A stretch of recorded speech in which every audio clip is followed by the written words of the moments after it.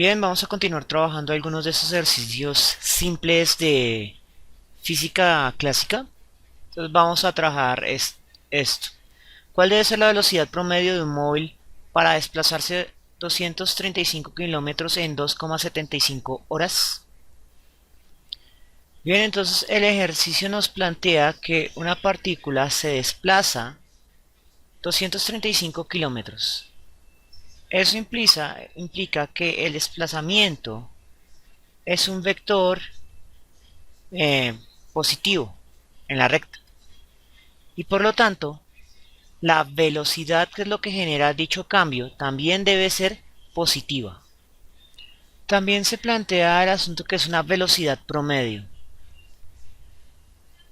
El modelo de ecuación es más semejante para obtener un valor promedio o de una velocidad promedio es el de la velocidad uniforme o movimiento uniformemente rectilíneo, ya que ahí la velocidad que uno toma como constante para las ecuaciones es igual a la velocidad promedio. Entonces vamos a usar ese tipo de ecuaciones. Ahora vamos a declarar nuestras variables. Tenemos que extraerlas del texto que nos entrega el problema. Entonces tenemos 235 kilómetros, lo cual es una unidad de distancia o desplazamiento, 2,75 horas, que es una unidad de tiempo, y nos preguntan por una velocidad promedio. Entonces tenemos que expresar esos datos en forma de una lista de datos. Iniciamos pues con la velocidad promedio. ¿Cuál es la velocidad promedio? Implica que esa es la incógnita a resolverse. Entonces la velocidad, en este caso, va a ser nuestra incógnita. El desplazamiento es de 235 kilómetros. Lo expresamos matemáticamente. Y finalmente el tiempo, 2,75 horas.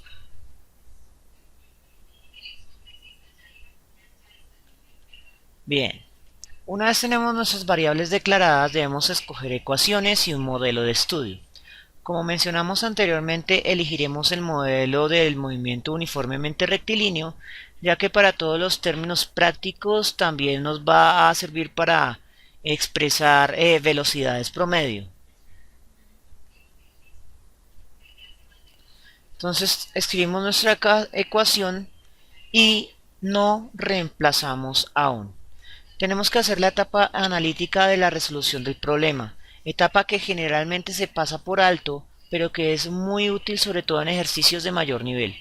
Entonces, en la ecuación tiene que visualizar que la incógnita real de nuestro ejercicio es la velocidad.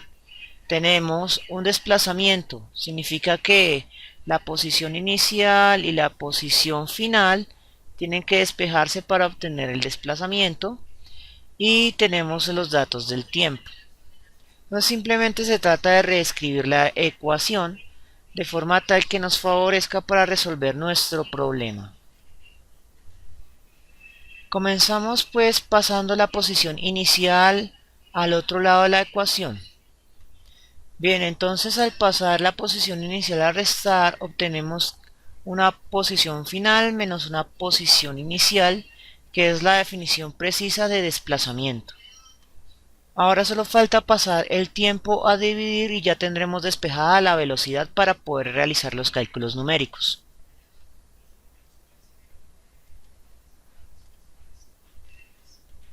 Bien, ahora solo resta reescribir esta fórmula para que quede bonita.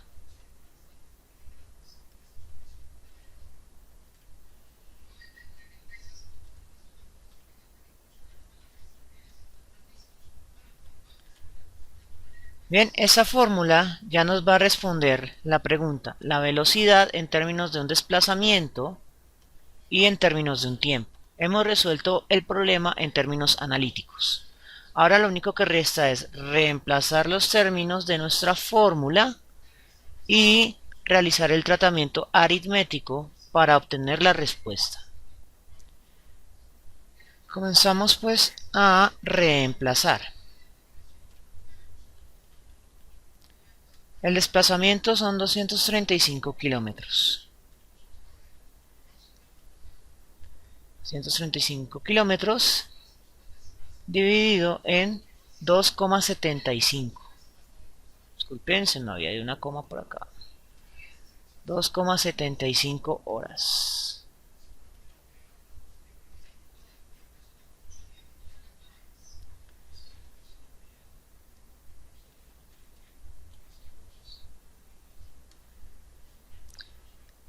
Bien, ya tenemos expresado nuestro problema aritmético. Lo único que resta será